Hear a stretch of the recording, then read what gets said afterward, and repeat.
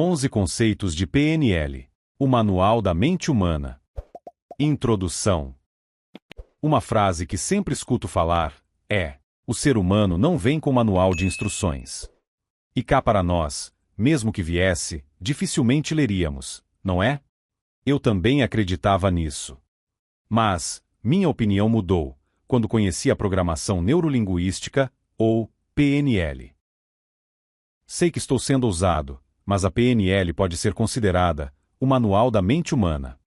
É claro que não somos máquinas, e nossos comportamentos obedecem a uma quantidade imensa de variáveis, que podem ir do ambiente à espiritualidade, passando por fatores biológicos e físico-químicos. É exatamente por isso que a PNL ganha um impacto ainda maior. Imagina, se conseguíssemos entender como as pessoas funcionam, como os nossos padrões de comportamento se formam e como alterá-los. E se eu te dissesse que, além disso, a PNL pode nos ajudar nas áreas de comunicação, relacionamento pessoal, negociação, educação, esportes, estados de performance, vendas e até mesmo no âmbito terapêutico?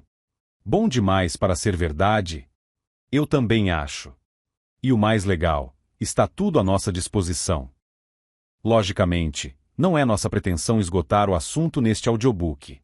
Até porque seria praticamente impossível, em tão pouco tempo, explanar tanto conteúdo, passado informações presenciais profundas e repletas de experiências enriquecedoras. Nossa intenção é que você tenha contato com essa poderosa metodologia que é a PNL. Vamos então aos 11 conceitos de PNL. Capítulo 1. O que é PNL? A programação neurolinguística tem como objetivo ser um conjunto de ferramentas para facilitar o caminho do ser humano em direção à obtenção da excelência em resultados. Para tanto, a PNL estuda os modelos de resultados positivos, estruturando-os como modelo de pensamento, estratégia e experiência, e organizando-os para serem estudados e ensinados, possibilitando que outros também obtenham resultados similares. De acordo com Richard Bandler, um dos criadores da PNL, é um modelo de atuação, uma sistematização de padrões e estratégias, que foram utilizadas anteriormente e com êxito. Uma das máximas da PNL é que modelar desempenho bem-sucedido leva à excelência. Se alguém pode aprender algo, qualquer outra pessoa também pode. A questão é saber ter acesso aos recursos, quando necessário. Logo, a PNL surgiu com a intenção de detectar padrões de atuação que sejam úteis e adequados às situações que enfrentamos em nosso dia a dia. Portanto, pode ser utilizada em várias áreas, a fim de melhorar o desempenho das habilidades humanas. A PNL parte do princípio de que todos nós temos a mesma neurologia, a mesma fisiologia, e, por consequência, podemos obter resultados, ao menos similares aos que qualquer outra pessoa pode obter. Assim, o trabalho, então, é transferir o conhecimento e as habilidades de uma pessoa para outra, de forma que esta segunda consiga obter um desempenho semelhante. Capítulo 2. Por que PNL? O termo programação está diretamente relacionado a nossos padrões de comportamentos. Hoje, a neurociência e as ciências do comportamento demonstram que somos seres programados e programáveis. Ou seja, adotamos padrões de comportamentos que são praticados de forma quase automática. Isso é um bom sinal, caso estejamos falando de padrões de comportamentos favoráveis a nós mesmos. Ou, uma péssima notícia, se eventualmente esses padrões de comportamento forem prejudiciais ou nos levarem até resultados indesejados. Sim, os resultados que temos na vida são muitas vezes apenas a consequência desses nossos padrões comportamentais, ainda que não percebamos um link entre esses dois fatores, padrões de comportamento e resultados. Nossa mente possui registros de cada situação vivida por nós, que podem estar à nossa disposição, ou encontram-se codificadas em compartimentos virtuais, que servem como arquivo. Esses registros fazem com que tenhamos uma maneira de agir, um modus operandi. Ou seja, agimos dentro de padrões ou programas pré-estabelecidos, baseados nas nossas experiências anteriores e no modo como as vivenciamos. A conscientização dessas experiências e desses padrões faz com que melhoremos nossos comportamentos e alcancemos nossos objetivos. Neuro vem do fato que percebemos os acontecimentos por meio de processos neurológicos, dos nossos sentidos, visão, audição, olfato, paladar e tato. Por meio dos nossos sentidos, começamos a formar em nossa mente uma interpretação da realidade a qual estamos expostos. Esses registros, obtidos por meio dos sentidos, ficam sedimentados em nosso cérebro, por meio de redes neurais, ou neuroassociações. Uma das funções da PNL é aumentar a percepção desses padrões, dando-nos a possibilidade de administrá-los e alterá-los. Linguística é relativa à forma pela qual a linguagem influencia os relacionamentos, seja a comunicação que temos com outras pessoas, comunicação interpessoal, ou a comunicação que temos com nós mesmos, comunicação intrapessoal. Talvez você esteja se perguntando: o que seria nos comunicarmos com nós mesmos? Há sempre uma voz interna, com a qual conversamos o tempo inteiro. Se você, ao ouvir a frase anterior, perguntou a si mesmo que voz, é exatamente essa voz que conversa conosco o tempo inteiro. Pode ser nossa grande aliada, ou nossa grande adversária. Resumidamente, a importância está no como utilizamos a linguagem para representar e comunicar nossas experiências, para nós mesmos e para os outros. Os padrões de linguagem podem representar muito do que pensamos e, por consequência, do que somos. A PNL estuda o modo como utilizamos a linguagem e como ela afeta a nós e aos outros. Capítulo 3. Histórico da PNL. Tudo começou na década de 1970, quando Richard Bandler e John Grinder, na Universidade da Califórnia, começaram a discutir se êxito, sucesso, alto desempenho eram questão de acaso ou se realmente existia uma receita para que o sucesso acontecesse. Pesquisaram então, seguindo alguns critérios, a vida de pessoas bem-sucedidas, tentando detectar se havia padrões em comum que essas pessoas adotavam e que poderiam servir de impulso ao sucesso. Com um agravante positivo, queriam detectar esses padrões, criar um modelo com base em tais padrões, disponibilizar a outras pessoas para que também os utilizassem para a obtenção de resultados. Tudo isso de maneira rápida. Se a ideia parece ousada para os dias de hoje, imagine mais de 40 anos atrás. Eles chegaram a pensar em coisas como: será que existiria, assim como existe na matemática, física ou gramática, padrões ou fórmulas cognitivas que guiem o comportamento humano? O que acontece na mente de uma pessoa para fazê-la agir de determinada maneira? Como os seres humanos absorvem as experiências a que são submetidos durante suas vidas? Como pessoas, apesar de sérias dificuldades, até físicas, obtêm resultados espetaculares, enquanto a grande maioria não passa de resultados medíocres? Foram esses questionamentos que fizeram Bandler e Grinder buscarem modelos que pudessem servir como base para a estruturação desse ousado conceito, entender como a mente humana funciona. Grinder e Bandler passaram a procurar pessoas que conseguiam resultados excelentes em suas atividades, inicialmente no campo da terapia. Dentre os modelos adotados no estudo do comportamento humano e da parte terapêutica da PNL, estavam Virginia Satir, terapia de casais e familiar; Fritz Perls, criador da Gestalt terapia, e posteriormente, Milton Erickson, psiquiatra e hipnoterapeuta, que foi apresentado aos dois por Gregory Bateson, um dos estudiosos do pensamento sistêmico, e que também exerceu enorme influência na sistematização da PNL, do modo que conhecemos hoje. Depois disso, mergulharam nesses conceitos e foram criando modelos, com base em tais conceitos, que serviriam para, literalmente, revolucionar o entendimento acerca do comportamento humano. É possível afirmar, sem a menor sombra de dúvida, que a PNL representa uma revolução quantitativa e qualitativa na abordagem psicoterapêutica e das relações humanas, por meio da transferência de habilidades e uma abordagem bem mais direta e focada. Capítulo 4. Utilização da PNL. A PNL tem sido utilizada com extrema eficácia em diversas áreas do conhecimento. Por ser uma ferramenta de aplicação prática e objetiva, pode ser usada em muitos segmentos, dentre os quais se destacam: autoconhecimento, relacionamentos interpessoais, uso adequado e correto da linguagem, aumento da percepção e acuidade sensorial, terapias comportamentais, saúde, esportes, educação, modelagem de estratégias e desempenho, empatia, estados de poder e recursos internos, comunicação, negócios, cultura organizacional. Veja o que você poderá conquistar com a PNL. Desenvolver sua capacidade de comunicação e entendimento nos relacionamentos. Maximização de resultados profissionais e pessoais. Aumentar sua capacidade de aprendizagem e gerenciamento de mudanças comportamentais. Pelo autoconhecimento, assumir o controle de seus pensamentos, emoções e ações.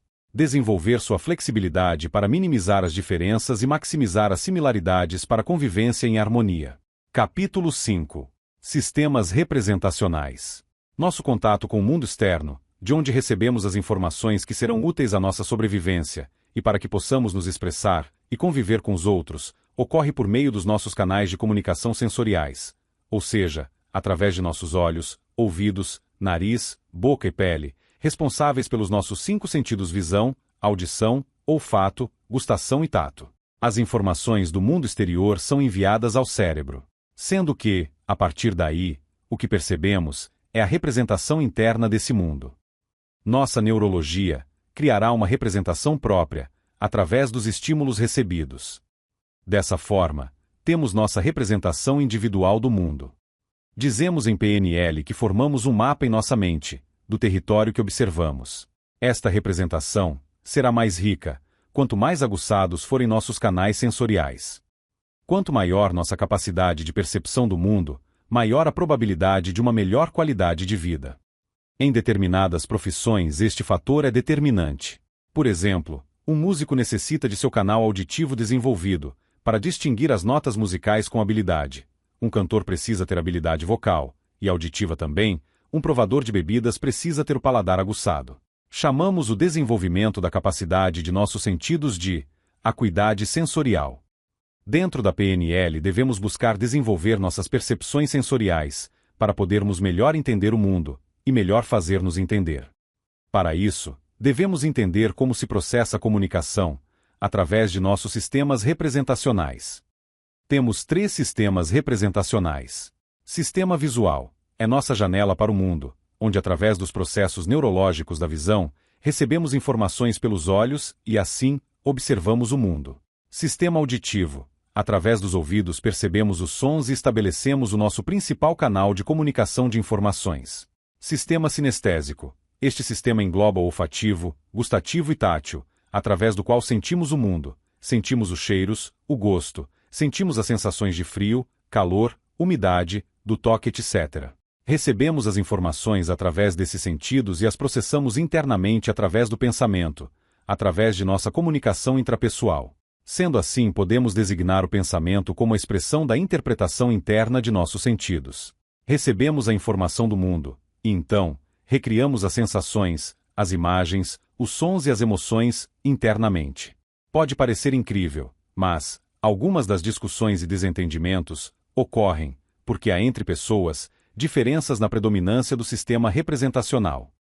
Quando em um casal, o marido representa boa parte de suas experiências via canal visual, enquanto a esposa interpreta no canal auditivo, há uma grande chance de haver uma lacuna na comunicação.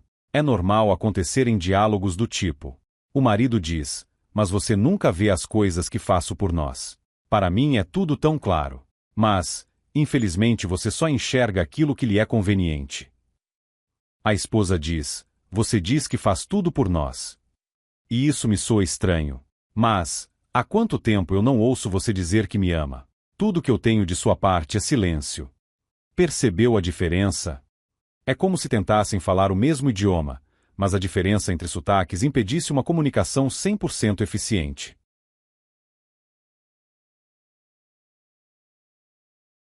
Capítulo 6. O mapa não é o território. Com base nas informações que recebemos do meio pelos nossos sistemas representacionais, vamos criando e vivemos a realidade que nosso cérebro cria a partir de percepções do mundo exterior. A riqueza das informações do mundo exterior é extremamente grande e proporciona inúmeras interpretações para nosso sistema nervoso. Sobre isto, em meados da década de 40, o estudioso de semântica Alfred Korzybski cunhou uma expressão que, adotada posteriormente por Bandler e Grinder, tornou-se uma das mais famosas da PNL. O mapa não é o território. Com o uso desta expressão, quiseram demonstrar que, por mais rica que seja a interpretação da realidade, por meio de nosso sistema sensorial, ainda assim, esta interpretação será apenas uma representação da realidade propriamente dita. O mapa é apenas uma representação da realidade do território. Quando temos contato com o mapa, neste caso, o mapa mesmo, daqueles que muitos de nós estudamos no Atlas Geográfico Escolar, sempre se dá uma ênfase maior a determinado aspecto que se deseja representar. Em mapas, onde o foco são as capitais dos estados, por exemplo, não se dá ênfase ao relevo ou às bacias hidrográficas. Assim, representamos os fatos de acordo com a nossa estratégia de realidade, ou seja, baseados nas nossas experiências, em nosso modelo de mundo, o nosso mapa. Os filtros, que utilizamos para processar as experiências, não são positivos nem negativos. Apenas reproduzem a maneira como funcionamos. Estes filtros podem conter 1. Eliminação ou omissões. Nosso cérebro geralmente consegue focar atenção em, no máximo, 9 estímulos ao mesmo tempo, conscientemente. Os outros estímulos ao nosso redor são captados e mandados direto para o inconsciente, ou são eliminados. Nossa percepção é seletiva, e ao selecionar algo, eliminamos o resto. Por exemplo, quando vamos a uma festa, e reparamos na decoração, mas não damos atenção à banda de música. 2. Distorção. A distorção é como mudamos nossa experiência. Podemos distorcer de muitas maneiras. Podemos florear uma experiência, torná-la maior, menor, mais diluída, mais concentrada. Podemos alterar a sequência de eventos, acrescentar coisas que não aconteceram, etc. Se você alguma vez já vislumbrou uma pilha de roupas pelo canto do olho, e por um instante, pensou que era um animal ou uma pessoa, você sabe o que é distorção. 3. Generalização. Quando consideramos um só exemplo representativo de todo um grupo, é bom quando usamos para aprender. Por exemplo, aprendemos a dirigir um modelo de carro, e conseguimos dirigir qualquer outro. É ruim quando não nos atentamos para as exceções. Por exemplo, uma mulher que acredita que nenhum homem é bom, e com isso, pode antecipadamente comprometer a qualidade de seus relacionamentos. Captamos informações no mundo externo, pelos nossos órgãos dos sentidos, filtramos um grande número de informações, tornando-as aceitáveis para nós, segundo nossas crenças, valores, pressuposições, entre outros fatores. Se tivéssemos um dentista, um advogado e um arquiteto, para nos explicar como funciona um telefone celular, por exemplo, teríamos 3 tipos diferentes de descrição, com enfoques diferentes, dependendo dos pontos mais relevantes para cada uma destas pessoas. Desta forma, o mesmo fato, o mesmo mundo externo, é visto e entendido diferentemente, por 3 pessoas diferentes, onde a percepção de cada um é fruto da experiência pessoal na utilização do equipamento. Nossas crenças, valores, profissão, educação, cultura, interesses, memórias, experiências anteriores, agem como filtros das experiências que extraímos do mundo exterior. Essas referências funcionam como filtros, levando-nos a agir e a prestar mais atenção a algumas coisas do que em outras. A PNL também é um filtro, que nos oferece um modo de pensar sobre nós mesmos e sobre o mundo. Capítulo 7. A formação da realidade interior. Com base em tudo isso que foi discutido nos itens anteriores, como afinal formou nossa realidade interior, ou seja, o nosso próprio mapa? Pois bem, há uma sequência estruturada para que isso aconteça. O tempo todo, somos submetidos a eventos externos, situações, fatos que a vida nos traz. Captamos esses estímulos por meio dos nossos sentidos, visão, audição, tato, olfato e paladar. Então, essas informações passam por um processamento interno, são submetidas às nossas omissões ou eliminações, distorções e generalizações. E ainda passam pelo crivo dos nossos filtros pessoais, nossas crenças e valores. Isso já quer dizer que a experiência em si já não é recebida com 100% de isenção. Usamos uma lente, que aumenta ou diminui a percepção dos estímulos, de acordo com o nosso jeito de ser. Como se não bastasse, esses estímulos passam por um processamento interno. Aqueles estímulos, auditivos, visuais e sinestésicos, que recebemos do ambiente, são novamente elaborados internamente. E é exatamente essa elaboração que gera em nós estados emocionais que podem ser de alegria, satisfação, irritação, ansiedade. E com base nesses estados emocionais internos, devolvemos ao meio ambiente, por intermédio de nossa comunicação verbal e não verbal. Para facilitar a compreensão, vamos a um exemplo prático. Imagine que você está dirigindo seu carro na companhia de uma pessoa. Então, vocês estão ouvindo no rádio um programa jornalístico. O trânsito está parado. De repente, você escuta que um determinado político está sendo denunciado por corrupção. Sei que isso não é tão normal assim, mas, se esforce para imaginar algo deste tipo. Esse seria o evento externo, uma informação captada pelo seu canal auditivo. Ao ouvir essa informação, ela passa por um processo de assimilação e julgamento, por meio de suas crenças e valores pessoais. E você, tal como eu, talvez ache um absurdo tudo isso que acontece. Além disso, além de submetermos a informação a nossos valores e crenças, automaticamente utilizamos algumas de nossas generalizações como todo político é corrupto, distorções como não adianta votar mesmo, omissões como omitimos, que por enquanto, este político foi denunciado e não foi ainda condenado. Compreende? Esses são os nossos filtros internos. Automaticamente, isso gera outro processamento interno de tais informações. Sentimos algo estranho fisicamente. Dizemos a nós mesmos o quanto pode ser desmotivador viver em um país com tanta impunidade. Como consequência, sentimos um estado emocional interno, ou alguns estados, como irritação, indignação, raiva, impaciência são gerados. Às vezes, não fazemos a ligação imediata, que o fator gerador da irritação foi a notícia. Logo, o semáforo abre, e o motorista à nossa frente demora em arrancar com o carro, alguns segundos a mais do que gostaríamos. Pronto. Motivo suficiente para devolvermos ao meio nossa irritação, através de algumas reclamações, xingamentos, comunicação verbal. Ou, uma caprichada, sonora, e talvez desnecessária, apertada na buzina, comunicação não verbal. Viu só? A questão é que tudo isso acontece de modo automático, e em boa parte das vezes, em pouquíssimos segundos. Não sei se chegou a pensar nisso, mas, em boa parte das situações, não conseguimos alterar os estímulos externos, as situações que a vida nos traz, não estão no nosso controle. Então, como faremos para mudar nossa realidade interior? A resposta é simples. Se não podemos mudar as experiências exteriores, para vivermos outra realidade interior, precisaremos mudar os nossos filtros. Capítulo 8. A estrutura da comunicação, rapport. Quando falamos em comunicação, podemos dividi-la em interpessoal e intrapessoal.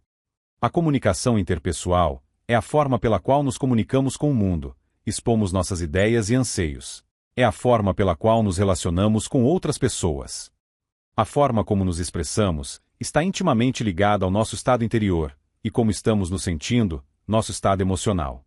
Muitos dos processos da PNL estão voltados a como nos comunicamos internamente, o que chamamos de comunicação intrapessoal.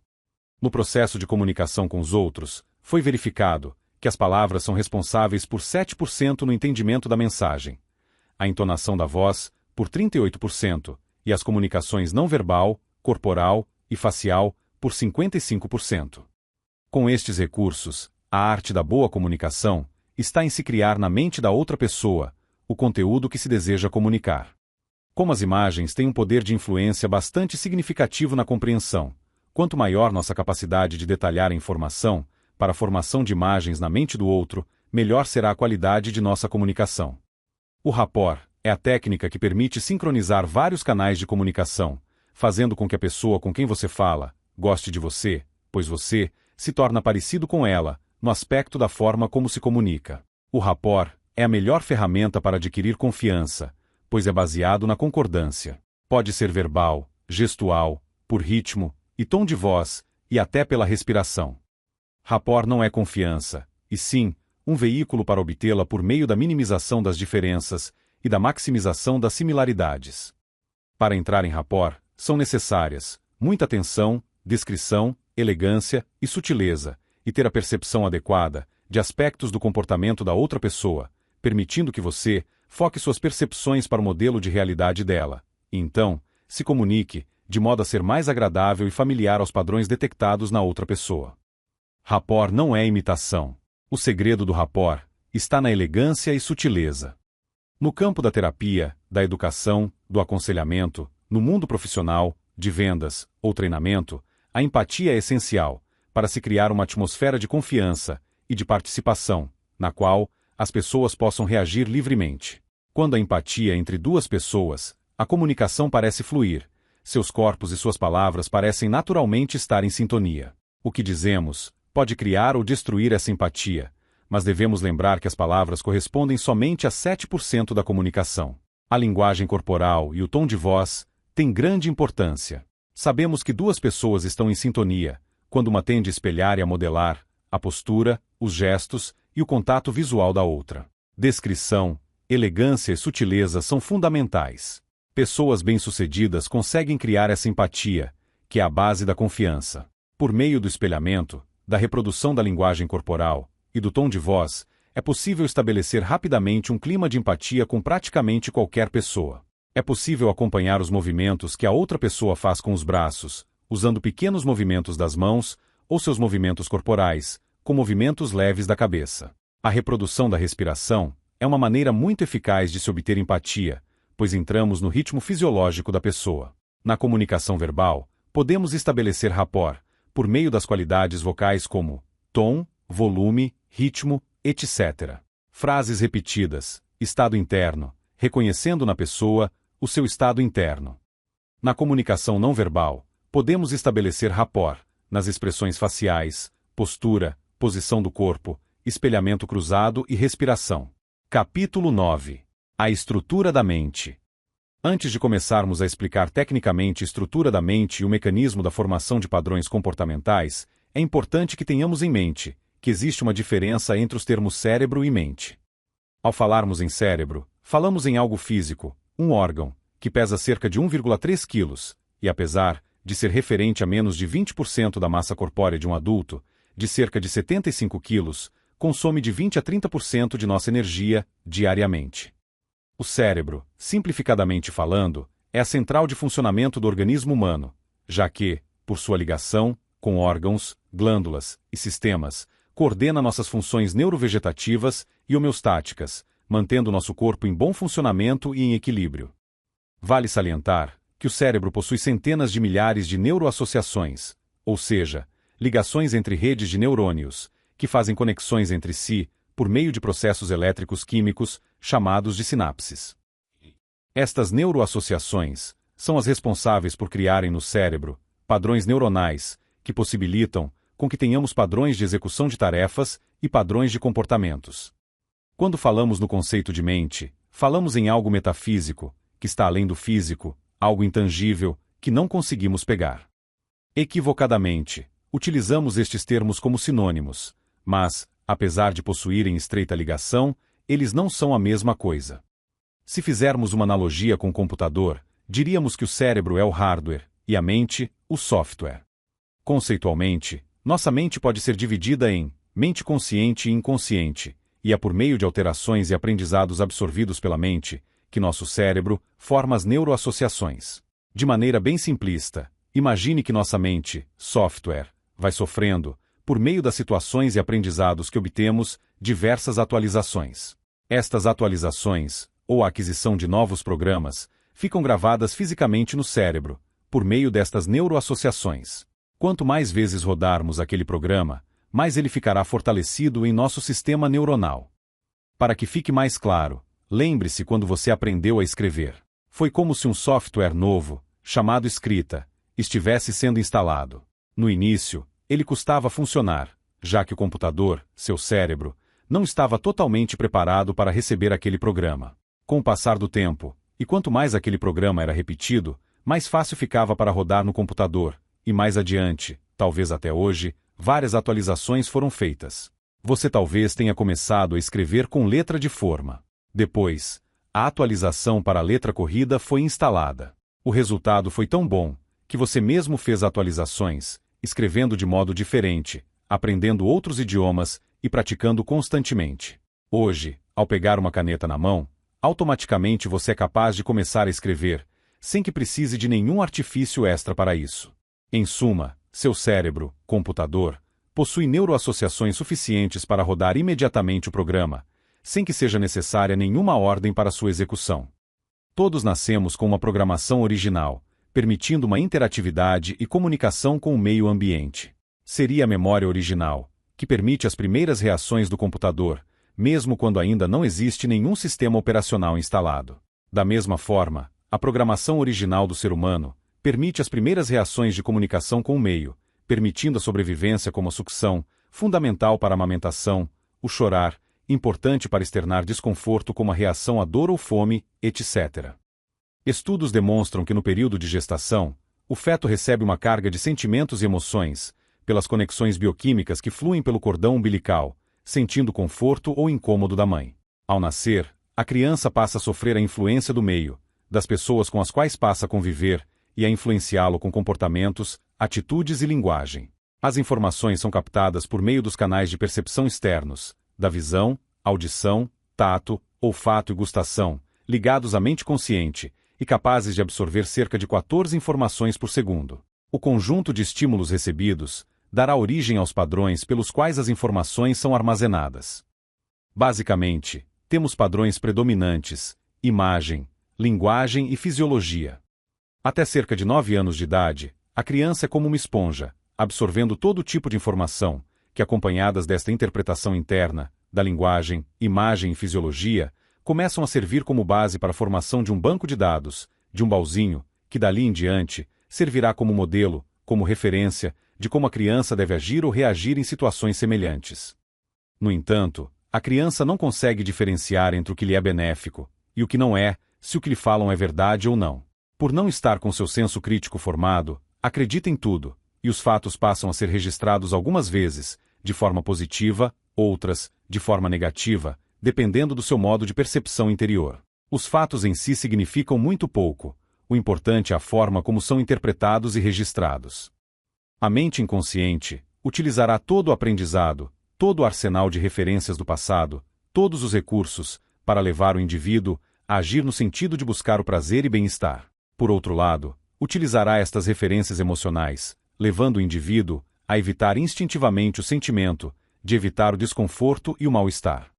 Há 2 critérios predominantes para a sedimentação destas memórias e aprendizados e a consequente formação dos padrões comportamentais: a repetição sucessiva das experiências que geram o aprendizado, e o nível de intensidade emocional e as imagens associadas ao fato.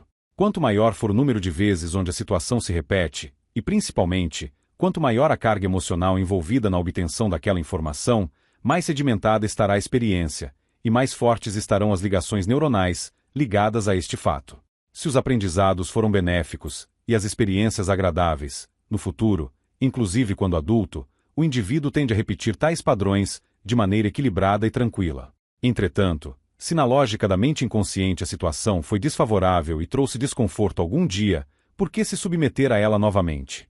Um fato semelhante ao ocorrido no passado faz a mente inconsciente gerar um sentimento parecido, levando o indivíduo a um estado emocional também similar, tendo um comportamento que pode ser agradável ou não, dependendo do registro emocional original. Capítulo 10. Reestruturação comportamental com PNL. O autoconhecimento é um processo constante de descoberta, de busca de registros do passado, e de forma consciente, atribuir-lhes um novo significado. Desta forma, agindo sobre padrões que deram origem ao sentimento, podemos utilizar a capacidade da mente inconsciente de não distinguir um fato real de um imaginado, e criar um novo registro emocional que trará um novo comportamento e, consequentemente, resultados diferentes. Este mecanismo fará com que novas neuroassociações sejam formadas no cérebro, quanto mais forem estimuladas, ou, quanto maior for o conteúdo emocional envolvido, ficarão de modo permanente registradas. A abordagem direta do princípio de funcionamento da mente inconsciente possibilitará a criação de novos registros interiores, mais fortes e em maior volume, de modo que sejam dominantes quando precisarmos agir impulsionados por nossas memórias inconscientes. Talvez, essa possibilidade, a de reestruturar padrões de comportamento de modo rápido e eficaz, seja um dos grandes trunfos da PNL. Se bem utilizado, pode ser de enorme valia para as pessoas. Capítulo 11. Níveis de aprendizagem. Para a PNL, o processo de aprendizagem do ser humano é de suma importância. As ferramentas e técnicas da PNL proporcionam um modelo de aprendizagem dinâmica e consistente. E para chegar a esse estágio de aprendizagem, seja uma aprendizagem cognitiva, técnica ou voltada a padrões de comportamento, é necessário que passemos por alguns estágios. Nível 1. Incompetência inconsciente. Não sei que não sei. Há inúmeras atividades e conhecimentos que sequer sabemos que existem. Quando não sabemos algo, não temos competência, e nem mesmo sabemos da sua existência, não temos consciência, podemos afirmar que está na nossa incompetência inconsciente. Por exemplo, um bebê de 2 meses não sabe o que é um computador, e não tem a mínima noção de como operar um. Nível 2. Incompetência consciente. Sei que não sei. Há atividades e conhecimentos dos quais sabemos da existência, mas ainda não desenvolvemos a habilidade, ou estudamos o suficiente para sabê-los. Ou seja, sabemos que, ainda, somos incompetentes em tal assunto ou para desempenhar tal atividade. É uma incompetência consciente. Por exemplo, uma criança viajando de carro com o pai e o vê dirigindo. Então, toma consciência de que o pai sabe dirigir, mas ela não. Nível 3. Competência consciente. Sei que sei. Nesta fase, o processo de aprendizagem já está bastante desenvolvido, porém é necessário concentrar-se para utilizar uma habilidade. Ainda há certo esforço consciente para o bom desempenho. Por exemplo, um jovem que acabou de tirar sua licença para dirigir ainda tem de pensar qual marcha vai utilizar, pois esta habilidade, ainda sem prática, está em sua competência consciente, ainda tem de pensar para fazer. Nível 4. Competência inconsciente. Já não penso se sei. Aqui, já falamos em uma fase adiantada de aprendizagem, pois já não há tensão ou preocupação. Não é mais preciso pensar para utilizar esses conhecimentos. Está no piloto automático. Por exemplo, um motorista experiente consegue conversar com o passageiro e até, embora não aconselhável, trocar a música que está escutando enquanto dirige. Para esse motorista, a habilidade de dirigir já está na sua competência inconsciente. Não precisa mais pensar. Simplesmente faz. Nível 5. Excelência. Faço com maestria. Esta é a melhor fase, pois já dominamos com extrema habilidade aquilo que fazemos. Temos a chance de nos tornar experts, associando o tempo de prática às habilidades desenvolvidas. A única questão que pode nos atrapalhar, nestes momentos, é a sensação de que já sabemos tudo. Isto faria com que ficássemos estagnados e fechados para aprendizados posteriores, além de passar em algumas situações a impressão de arrogância e presunção. Conclusão. E então, o que achou da PNL? Independente se achou interessante ou não, o conteúdo que acabou de ouvir, saiba que é uma parte bastante pequena de tudo que a PNL pode oferecer. Talvez, as grandes vantagens da PNL seja sua praticidade e a possibilidade de obtenção de resultados de modo rápido e eficaz. Além de nos oferecer meios de nos levar, de um estado atual, de um status de vida que temos no momento, para um estado desejado, ou seja, nossos sonhos, objetivos, desejos, anseios. De que maneira? Desenvolvendo recursos e estratégias corretas e assertivas, modelando desempenho bem-sucedido e, acima de tudo, por meio do autoconhecimento. Obrigado por assistir ao nosso conteúdo. Se você gostou, comente, curta e compartilhe para que mais pessoas tenham acesso. Inscreva-se em nosso canal e lembre-se de clicar no sininho para receber notificações sobre novos conteúdos.